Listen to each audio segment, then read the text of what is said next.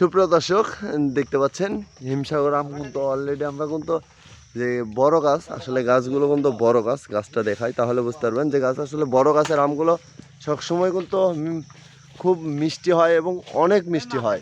আর সেজন্য কিন্তু আমরা কিন্তু অলরেডি যে গাছের উপর থেকে আম না ফেলিয়ে কিন্তু গ্যাজি যাকে বলা হয় সাঙ্গালি বলে, আমরা আমাদের এদিকে সাঙ্গালি বলা হয়, সাঙ্গালি পাশাপাশি গ্যাজি বলে অনেকে। তো সেটা দিয়ে কিন্তু আমরা কিন্তু আম এখন কিন্তু নামিয়ে নেব। সাঙ্গালিটা নামিয়ে দাও তো।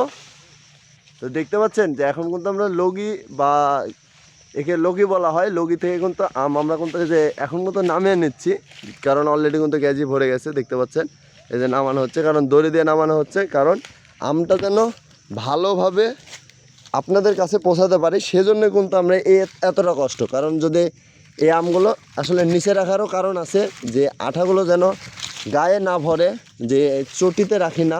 চটিতে রাখলে দেখা যাচ্ছে কি হয়, চটির আমটা আর একটু সমস্যা করে, কারণ চটির আম থেকে অনেক সমস্যা ক্লেম আসছে।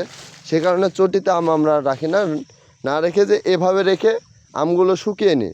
এরপরে দেন বাসায় আমরা যখন প্যাকেটিং করব, প্যাকেটিং করার আগ মুহূর্তে আমটা তখন আরও রোদে দিয়ে, মানে ফ্যান দিয়ে শুকিয়ে নেওয়ার পরেই কিন্তু আমরা ডেলিভারিতে যাই।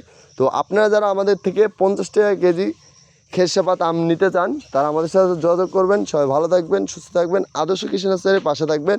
আমরা যেন আপনাদেরকে গাছ যেভাবে যত্ন সহকারে সঠিক মানের সঠিক গাছগুলো যেন দিতে পারি, যেন আমটাও যেন ফরমালিন মুক্ত আমটাও যেন আপনাদের কাছে পৌঁছাতে পারি, এটা সবসময় দোয়া রাখবেন। আসসালামু আলাইকুম।